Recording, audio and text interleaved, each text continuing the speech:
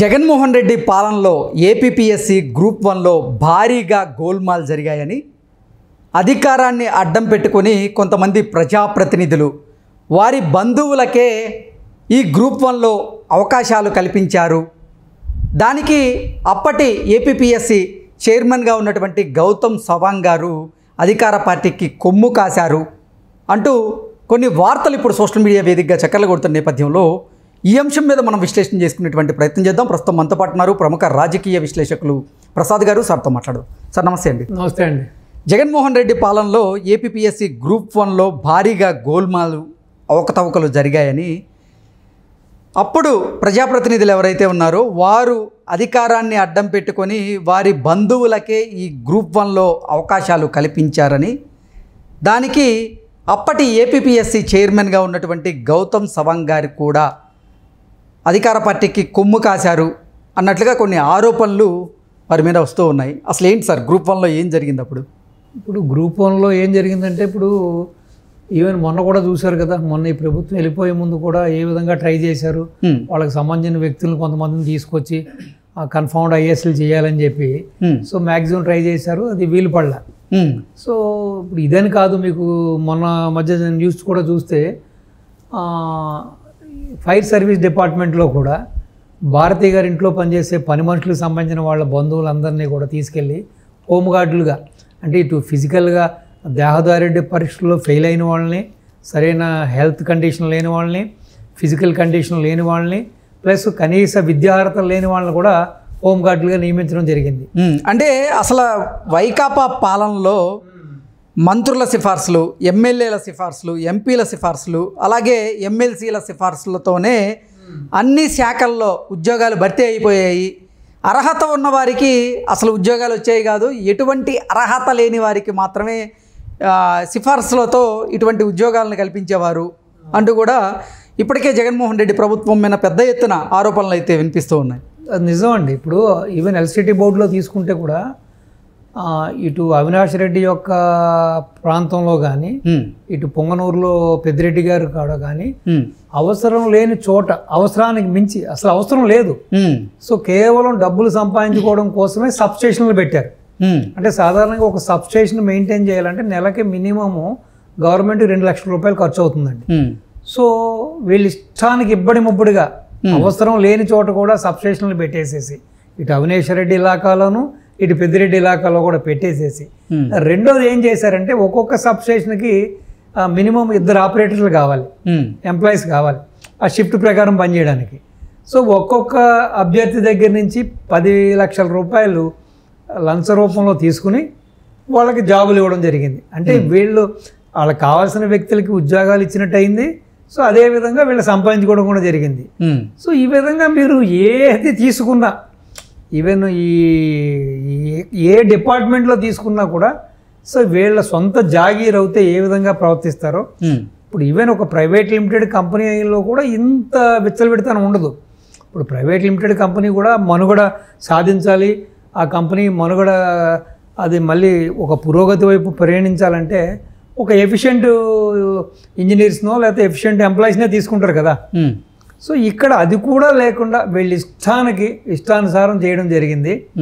So అసలు ఈ group 1లో ఏమైంది సార్ అంటే 75 మార్కులకు గాను ఒక క్యాండిడేట్కి 74.5% మార్కులు వచ్చినట్లుగా చెబుతూ ఉన్నారు. అలాగే ధనుంజయ రెడ్డి ఎవరైతే ఉన్నారో వారి బంధువుకు కూడా 74 మార్కులు వచ్చాయి. దీని వెనక భారీగా గోల్మాల్ జరిగింది అనేటువంటి వార్తలు, ఆరోపణలు కూడా వినిపిస్తూ ఉన్నాయి. అసలు ఏం జరిగింది? ఇప్పుడు 2025 మార్కులకు గాను దగ్గర 1099 ఎంతో అతను స్కోర్ చేశాడు, టాపర్. సో చేయడం జరిగింది. సో అటువంటిది అంటే 2025కి గాను 1099 స్కోర్ చేయడం జరిగింది. అందులో ఓన్లీ 275 మాత్రమే అతను ఇంటర్నల్ మార్క్స్గా పొందాడు. 275 మార్క్స్గా టాపర్కి వచ్చింది. అంటే దగ్గర 72.72% అతను సాధించింది. సో ఈ విధంగా దగ్గర 9 మందో 10 మందికో చేశారు. అంటే గతంలో ఎన్నడూ రాని విధంగా ఈసారి అంటే జగన్మోహన్ రెడ్డి పాలనలోనే అన్ని మార్కులు వచ్చాయి. గ్రూప్ 1లో. గ్రూప్లో రెండోది మార్కులు రావడం ఒకటి. సాధారణంగా ఇంతవరకు జరిగిన ఈ యొక్క గ్రూప్ 1 పరీక్షల్లో ఏ రోజున కూడా ఇంటర్నల్ మార్క్స్ ఈ విధంగా పడలా. ఫ్రమ్ ద బిగినింగ్ నుంచి తీసుకుంటే కూడా, సో అప్ టు 2019 వరకు కూడా తీసుకుంటే కూడా ఇంతవరకు ఎప్పుడూ జరగల. సో ఇక్కడ పరాకాష్ట ఏంటంటే కంప్లీట్గా సిస్టాన్ని వీళ్ళ చేతిలో తీసేసుకుని వేసేసాయి, మ్యాక్సిమం వేసేసాయి. అంటే అవకతవకలు జరిగాయి. అవకతవకలు జరిగిన తర్వాత కూడా గ్రూప్ 1 రద్దు చేయడం జరిగింది. తర్వాత మళ్ళీ రద్దు చేసినా కానీ ఎవరైతే వాళ్ళకి సంబంధించినటువంటి బంధువులు కానీ వాళ్ళకి సంబంధించిన వాళ్ళు ఉన్నారో వాళ్ళని మళ్ళీ తీసుకోవడం జరిగింది అనేటువంటి వాదనలు కూడా వాళ్ళని తీసుకోవడం జరిగింది. మొత్తం అన్ని బైపాస్ చేసేసి, రూల్స్ అయి బైపాస్ చేసేసి ఇంటర్నల్ మార్క్స్ ఇష్టానికి మ్యాక్సిమం వేసేసారు. అంటే ఇంక వీళ్ళ ఇష్టం అనమాట. సో యాక్చువల్గా అక్కడ మెరిట్ ప్రకారం లేకపోతే వాడి యొక్క పెర్ఫార్మెన్స్ ప్రకారం మార్కులు పడతాయి కదా. సో ఆ విధంగా ఏదో ఒకడు సాధించాడు. మరి అప్పుడు ఏపీపీఎస్సీ చైర్మన్గా ఉన్నటువంటి గౌతమ్ సవాంగ్ గారు ఏం చేశారు? ఇప్పుడు గౌతమ్ సవాంగ్ ఏం చేస్తాడు చెప్పండి. ఇప్పుడు బాబు గారి మీద దాడి జరిగినప్పుడు ఒక డీజీపీ స్థానంలో ఉన్న వ్యక్తి మాట్లాడిన తీరు చూశారు కదా. పార్టీ ఆఫీస్ మీద కూడా దాడి జరిగినప్పుడు ఏం చేశారు? వాళ్ళ మనోభావాలు దెబ్బతిన్నాయి, లేకపోతే వాళ్ళు ఏదో వాళ్ళ భావ స్వేచ్ఛని వాళ్ళు తెలియపరుస్తున్నారు. ఏంటి, ఒక ప్రతిపక్ష నాయకుడి మీద, ఒక ఎక్స్ చీఫ్ మినిస్టర్ మీద రాళ్ళు, చెప్పులు, కర్రలు విసురుతుంటే అది భావ స్వేచ్ఛ అని చెప్పాడు. సో ఇంకా అటువంటి వ్యక్తి వాళ్ళకి హీల్డ్ అయిపోయినట్టే కదా. ఇప్పుడు జగన్మోహన్ రెడ్డి యొక్క జమానాలో, జగన్మోహన్ రెడ్డి యొక్క ప్రభుత్వంలో అసలు ఇటు సిఎస్ల దగ్గర నుంచి, డీజీపీల దగ్గర నుంచి, ఐఏఎస్లు, ఐపీఎస్లు వాళ్ళకి హీల్డ్ అవ్వాలి ఎవరని చెప్పండి, వాళ్ళకి బెండ్ అవ్వలేదు ఎవరు చెప్పండి, వాళ్ళకి దాసోహం అమ్మంది ఎవరు చెప్పండి, వాళ్ళకి మడుగులు వస్తుంది ఎవరు చెప్పండి. ఎవడైనా ఒకడిద్దరు ఉంటే కూడా అతను నిజాయితీ పడి ఉంటే వాళ్ళని తీసుకెళ్ళి లూప్ లైన్లో పడేశారు, అంతే కదా. సో ఎవరైతే వాళ్ళ మాట వింటారో, ఎవరైతే వాళ్ళ కనుసరణల్లో వాళ్ళు చెప్పినట్టుగా నడుచుకుంటారో వాళ్ళందరికీ కూడా వీళ్ళు పదవులు ఇవ్వడం జరిగింది. దానికి తగ్గనగానే వాళ్ళు కూడా ఐఏఎస్లు అయినా ఐపీఎస్లు అయినా కూడా వాళ్ళ యొక్క స్వామిభక్తి చాటుకున్నారు. రెండు, అటు స్వామిభక్తి చాటుకున్నారు, వాళ్ళు కూడా బ్రహ్మాండంగా సంపాదించుకున్నారని ప్రతి వాళ్ళు చెబుతున్నారు. అసలు ఎప్పుడూ లేని విధంగా ఆంధ్ర రాష్ట్ర చరిత్రలో, ఈవెన్ ఉమ్మడి రాష్ట్ర చరిత్రలోనే కూడా చూస్తే కూడా ఇటు ఎమ్మెల్యేలు కానీ, ఎంపీలు కానీ, మినిస్టర్లు కానీ, ఇటు ఐఏఎస్లు కానీ, ఐపీఎస్లు కానీ అసలు కరప్షన్ అనేది ఇంకా పీక్స్ అంటున్నారు, హైయెస్ట్. ఇప్పుడు ఆడిందే ఆటరా పాడిందే పాటరా కింద అయిపోయింది. ఇప్పుడు ఒక మెయిన్ ఇంటికి పెద్ద సరిలేకపోతే ఆ కుటుంబం ఏ విధంగా విచ్ఛిన్నమైపోద్ది, ఏ విధంగా వాళ్ళు విచ్చలవిడిగా ప్రవర్తిస్తారో అదే రీతిలో జగన్మోహన్ రెడ్డి యొక్క దృష్టి ఎంతసేపు ల్యాండు, శాండు, వైను, మైన్ మీద ఉంది. సో ఎంతసేపు నేను ఎంత సంపాదించుకోవాలి, నేను ఎన్ని లక్షల కోట్లు సంపాదించుకోవాలని టార్గెట్ పెట్టినప్పుడు, సో వీళ్ళు కూడా అధికారులు, మిగతా ఈ యొక్క ప్రజాప్రతినిధులు, కార్యకర్తలు, ఎమ్మెల్యేలు, ఎంపీలు, మినిస్టర్లు వీళ్ళందరూ కూడా వీళ్ళ టార్గెట్లు వీళ్ళు పెట్టుకున్నారు. వీళ్ళు చూశారు కదా.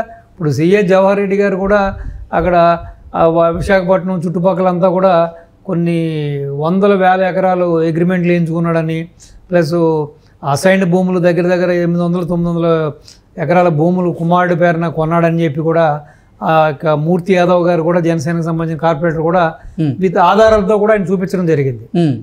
సో కాబట్టి సో వీళ్ళ యొక్క పరిపాలనలో ఆ వ్యవస్థ ఈ వ్యవస్థ లేదు, అన్ని వ్యవస్థల్లో కూడా వీళ్ళ అవినీతి పూర్తిగా అవినీతిమయం చేసేసారు. సో వాళ్ళకి తగ్గట్టుగా ఇంకా మంది అధికారం. ఇప్పుడు చాలామంది మీరు మినిస్టర్లు వాళ్ళు మాట్లాడినప్పుడు చూశారు, 151 సీట్స్ వచ్చినాయి, మాకేంట్రా మీరు చెప్పేది, మీరు ఆఫ్టర్ 23 సీట్లు మీకు, సో మా ఇష్టం, ఇది మా జాగీర్ అన్న రీతిలో. ఇంకా వాళ్ళు ఇంకా తిరుగులేననే విధంగా ఈ విధంగా ప్రతి వ్యవస్థని, ప్రతి సిస్టాన్ని కూడా సర్వనాశనం చేసేసి వాళ్ళకి కావాల్సిన మనుషుల్ని ఆ సిస్టంలోకి లోపల పెట్టేయడం జరిగింది. సో అది యూపీఎస్సీ అయినా, లేకపోతే గ్రూప్ 1 అయినా, గ్రూప్ 2 అయినా, అది ఈబీ డిపార్ట్మెంట్ అయినా, ఫైనాన్స్ డిపార్ట్మెంట్ అయినా, అసలు ఏ డిపార్ట్మెంట్ అయినా సరే అన్ని డిపార్ట్మెంట్లలో కూడా ఎక్కడా కూడా రూల్స్, రెగ్యులేషన్స్, ఎథిక్స్, మారల్స్ ఏవి కూడా వీళ్ళు పాటించలేదు.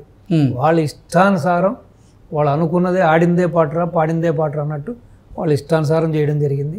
సో ఏదేమైనా సరే బాబు గారికి ఇటు రాష్ట్రాన్ని గాడిలో పెట్టడం కన్నా వీళ్ళు చేసిన అవినీతి, వీళ్ళు చేసిన అక్రమాల మీద కూడా చాలా పెద్ద కసరత్తే చేయవలసి ఉంటుంది. ప్రజలు కూడా ఆ విధంగానే ఎదురు చూస్తున్నారు కాబట్టి సో ప్రభుత్వం ఎటువంటి నిర్ణయం తీసుకుంటుంది మనం వెయిట్ చేయండి. Okay okay sir, thank you so much. నమస్తే అండి.